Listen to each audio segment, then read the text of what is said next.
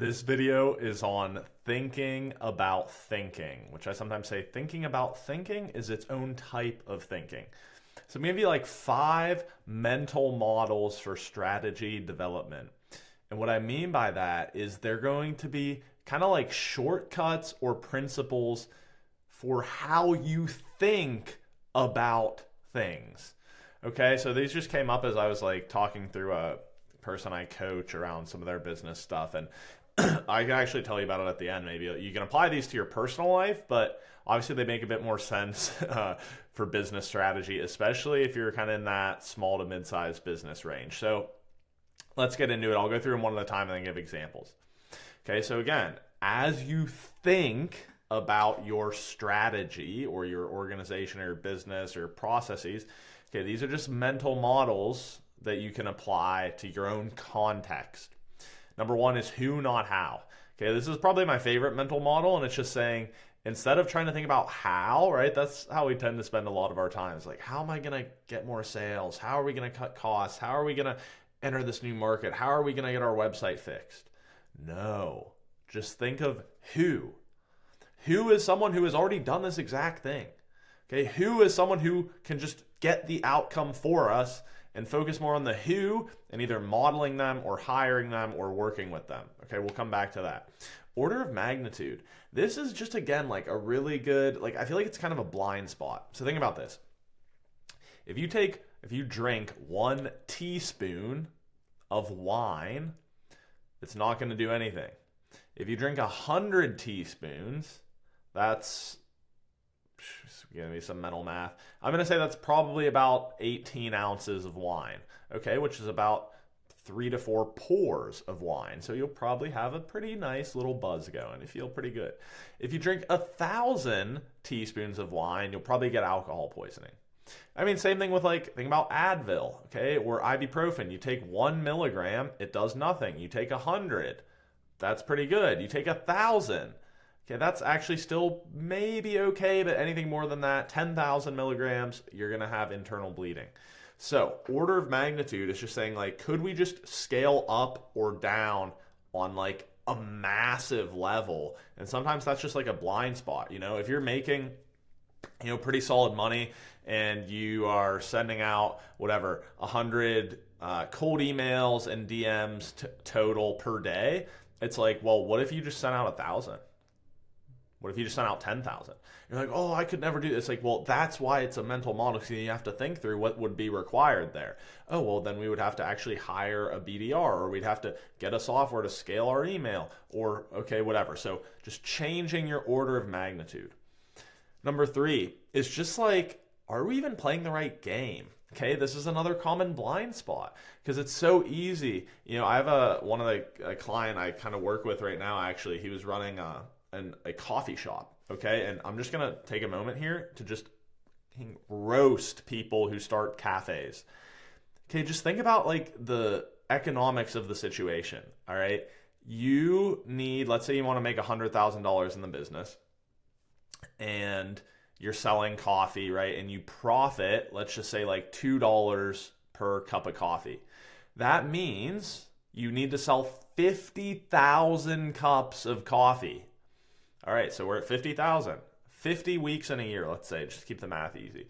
That's 1,000 cups of coffee per week, okay? So that's over 100 cups per day. It's probably like 130 cups a day. 1,000 cups a week. So like I think about this in my hometown, which has about 4,000 people. Someone just opened up a cafe, and it's like, okay, there's like 3,000 or 4,000 people in this town, and you're telling me in order to earn like a decent, okay salary as the owner, you need to sell 1,000 cups a week. That's 4,000 a month. You need to sell every month, every single person in the entire town, a cup of coffee. What are the odds you're going to be able to do that? You're playing the wrong game, right? If you were just selling septic tank systems, okay, imagine this, because I remember like 2 years ago, I was staying with my friend's family, and in the middle of the night went to use the bathroom, and the floor of the basement bathroom is just covered in gross, still water. Okay, in that moment, it's like, we will pay any amount of money to get this situation fixed. So it's like you could just go like charge $50,000 to replace people's septic tanks. Now, what is going to be easier and more likely to occur? That you can sell every month the entire population of your town a cup of coffee, or 2 times a year someone's septic tank busts and you go replace it. Okay, so obviously there's like a million different iterations of that example, but this is a really common one. Before you figure out how to win the game you're in, you need to figure out if you're even in the right game. Okay, so number 4. Timing fallacy. Okay, this is just an interesting one. It means that like when you measure the sample actually determines if it's successful or not. And I learned this one from James Clear. He's the author of Atomic Habits. And he talks about, depending on like when you took the measurement of his book, which by the way, his book has sold like 10 million copies. It's one of the most popular books ever. Atomic Habits, really good.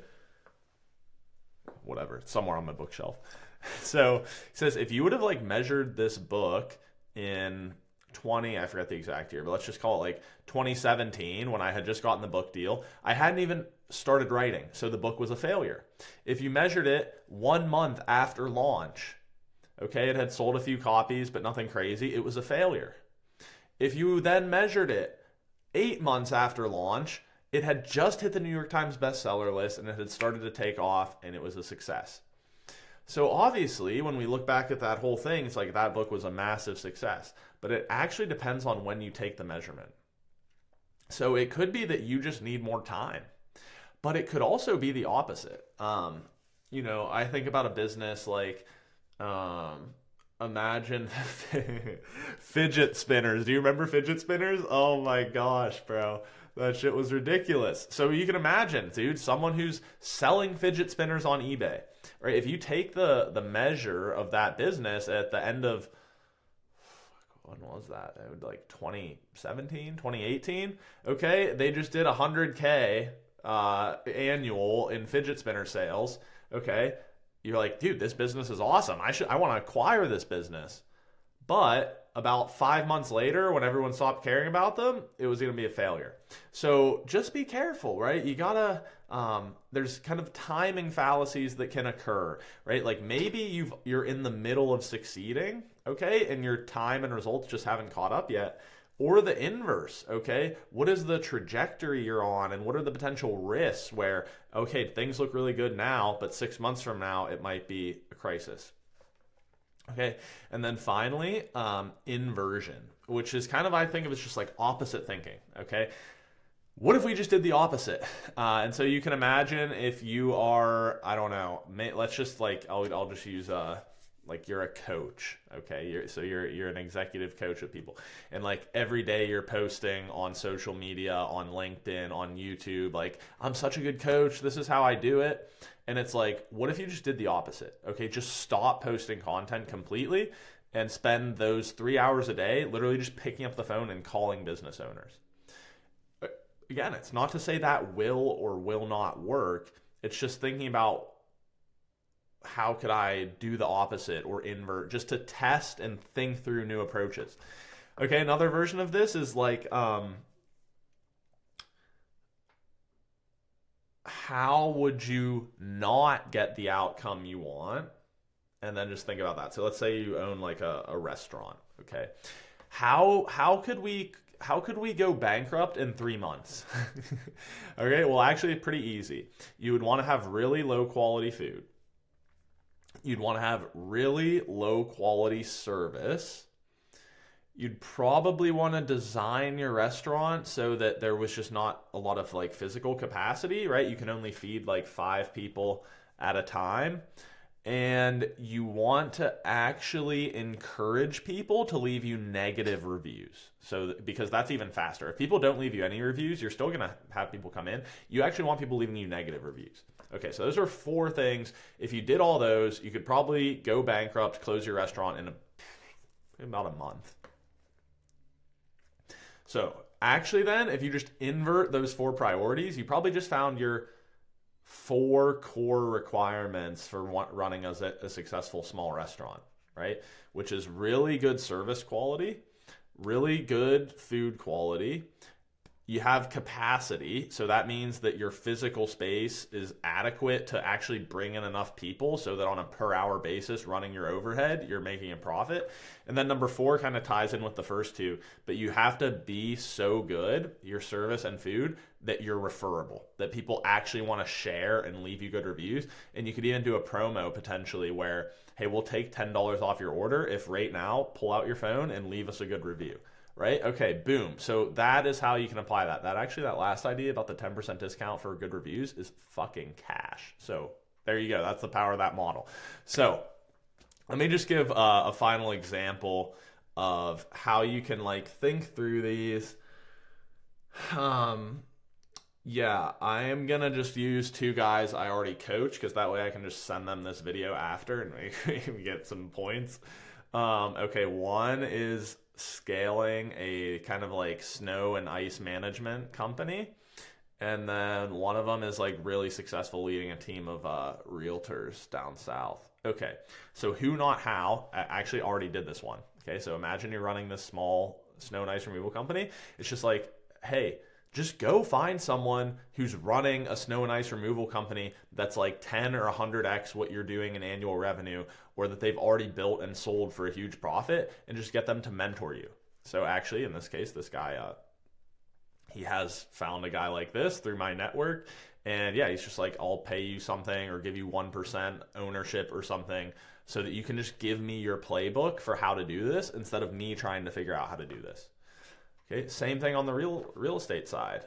Okay, first he said who, not how. Okay, I want to expand my outbound like business development, outreach, relationship networking. Okay, well, who, not how. The first thing he did was he actually just brought a bunch of people in under him to duplicate his efforts. So, right, if he was an individual, so to speak, realtor, just like going out, calling on people, building relationships, trying to get more transactions. He's like, what if I just develop and train a who, aka another person, and like 20 of them and put them under me, and now I'm kind of like a manager partner of a brokerage. Okay, very clever. And then he also has done this. I think he has more of a business focused like sales team coach. That's not me. That's someone else. Okay, again, showing him how. He has the who's. Okay, all the people helping him, and he has the who in terms of the knowledge, okay, and he's not so much focused on the how, and this guy's been very successful. All right, order of magnitude. So this one is, again, just like, what if you just need like a drastic reset in terms of some sort of business process? So like, again, I'm thinking my snow and ice removal guy, it's like, hey, how much like outbound marketing are you doing? Well, it's like, yeah, I have some people in my network, and once in a while I'll try to connect with someone on LinkedIn. That's like, stop.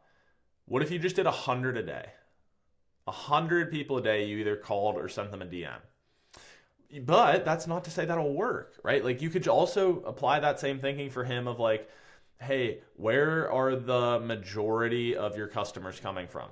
And I say, well, SEO and property managers. Okay, so SEO, how much are you spending on SEO optimization every month? I don't know, maybe like $1,000. Okay, what if you spent $100,000? What if you spent $10K? Property managers. Yeah, I think I've got a few property managers who have hired me to like manage their properties. What if you literally just pulled a list of every property manager in your entire state and just hit them with a message? Okay, so again, it's not to say these things are guaranteed to work. It's just saying like, what would be a different order of magnitude in terms of my thinking? And you can also apply the other way. What if we just stop doing this one thing? Okay, so in like the realtor example, again, it's like, oh, you know, each of my reps is supposed to make like 10 calls a day. What if they made 100? What if you set up automations within their kind of systems and you showed them how to do it so they could automate sending 1,000 emails a day? Or, right, what if you just like whatever, 20% of their time is spent, you know, just going out and like walking around and trying to prospect that way. What if you just did 0 of that? Again, I don't know. I'm just trying to get you to think through scaling up in order of magnitude, a factor of maybe 100x, or cutting to 0 in all of these different tactics or components of your strategy. Okay, so even like the way I honestly learned this one is social media. I think it was an Alex Hormozy. He was talking to his friend who was like, dude, how are you so successful on social media? Like, I post like usually once every other day and I'm just not taking off. And Alex is like, we post 50 times every day. So what's your order of magnitude there? Maybe 3 or 4 times a week to 350 times a week. Okay, so there you go. Changing the game, okay? This is one that's going to push you outside of your comfort zone a little bit, but actually, again, I just talked to, did a little bit of a session with, I mentioned my other guy coach, but with the snow and ice, same thing. It's just like, are you even in the right game, brother? Like, what if you just, instead of focused on going after all of these normal accounts, okay, this would be one slight game change. What if you just tried to sell like one massive account? If you literally just said, I'm just going to do the snow and ice management for Amazon warehouses, right? One contract I eat for the year. Or I'm going to play a game where there's a higher value proposition. I'm going to do snow and ice for hospitals and airports because they have like a ton of, I think it's called like zero accumulation or something, where like they have really, really high standards for their operation. So they charge way more, but it's also harder to deliver. Or the entire other game change would be like, should I just not even be in this business, right? Should I start a oil and gas company? Should I start a tech company where I sell software for snow and ice management? Should I go work in sales for a different, more established snow and ice management company? Again, I don't know, but it's like you're going to be so focused when you think of strategy on winning the game that you're already in. First, you need to figure out if you're in the right game. Okay, so even again, that real estate commercial practice, it's like, well, should you be in residential or commercial? You're going after single family homes? Should you be going multifamily? Should you just move to fucking a different city?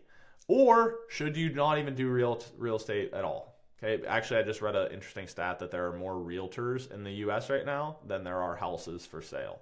So supply and demand, maybe it's not the best market. I don't know. I'm just pushing you to think. Timing fallacy, right? Again, when you take the sample, depends on like, that's going to influence if it's successful or not. So in the business case, it's like for the snow and ice, let's say, maybe it's like right now you're still having some growing pains, but if you keep doing these processes with the trajectory you're on, maybe a year or two from now, you'll actually be able to sell. And it's like, even though, January 4th of 2025, it wasn't quite as successful as I wanted it to be. 1 year from now, you've sold it and you're cooking. Now, same thing though, I'll just jump over to the realtor side. Okay, they're both interchangeable. You can do them in either direction. Maybe like you're feeling like the business is really, really good right now, but you need to look at your trajectory, your pipeline, the sentiment of your team. Like, are they feeling bought in and happy and they want to stay with you? Because if not, then you may have a false positive, okay, where a year from now you might not be in a very good spot. So again, I don't know what the truth is. You may actually also just be correct in your timing, where you're like, yeah, things are pretty good and things are in fact pretty good. It's just a matter of, okay, again, thinking through, is it a case where I'm already successful and time hasn't caught up yet? Or am I potentially unsuccessful and time hasn't caught up yet? Okay. Then finally, inversion, or kind of opposite thinking. So like, okay, again, the snow and ice removal thing, it's like, what would be the absolute worst scenario in terms of like snow and ice? Okay, so number one thing you'd have to do to be unsuccessful is you just don't show up and you don't service the stuff well, and someone slips and falls and gets injured and they sue you for $1 million and you're cooked. Okay, so probably our number one thing is going to be like service quality. But then you also have service timing. Have you ever been in this situation? If you're watching this video, maybe you're somewhere up north. I know I have been, where it snows like a foot and you literally can't get out of your driveway. And it's like, hey, person I'm paying to manage my snow, ever heard of a person having to go to work in the morning? So like the timeliness, which is like managing your capacity for delivery, and the quality, probably the two most important things. And then if you just like didn't do any, like, people just didn't know you existed, okay, that would be another problem. So again, if we just invert all of those, you got to have quality. You got to actually show up and de-ice and de-snow, if that's the term, okay? That's your first priority. Second priority is capacity management to make sure you can serve your clients, especially the high ticket clients, in a timely manner. And then 3, you just have to make sure people know about you with SEO and with networking within the property management community. Okay, so right, that's that idea of inversion. Okay, and then let's just do the real estate side for the sake of more examples. It's like, well, what if I just did the opposite? What if we just, I don't know, most of our business right now, let's say, is personal relationships in our networks and, you know, calling on people to try to close deals. What if we just did the exact opposite? We just did none of that. Okay, well then how would we spend our time instead? Well, we could say we're not going to do any direct phone and networking outreach. We're just going to make really good content on real estate, and we're going to send handwritten letters to people. Again, I don't know, okay, but it's just worth thinking, what are all the different options here? Or maybe we are doing this entire part of the business where we're kind of going after commercial clients, and it's like, what if you just stop doing that? Or what if you stopped going after residential and just did commercial?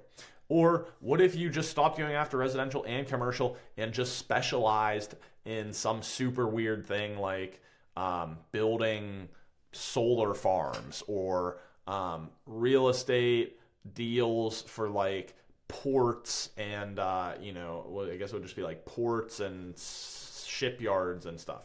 Again, I just don't know, okay? But those 5 principles, okay, I think are going to help you to not get right answers, just get more answers, right? It's like divergent and convergent thinking. Okay, this is how you articulate strategy and ideas. Divergent thinking first, which is like going in all these different directions and getting tons of different ideas and approaches to the problem. And then convergent with you and ideally your team or a coach, narrow in on some of those highest priority tactics. And so, yeah, flex your strategy muscles, use some of these principles, and see if they help you see your scenario or your situation in new ways. All right, thanks for watching. I run 2 businesses, HMB and WLT. One is military and law enforcement. The other is corporate and small to mid-sized businesses, where I work as an executive coach, consultant, and speaker in both of those, and author and whatever, a bunch of stuff. Okay, so if you found this video valuable, subscribe. Check out our newsletter where we share like a 1-minute tip every other Thursday to help you be better in your work and your life. And I will see you next time. Thanks for watching.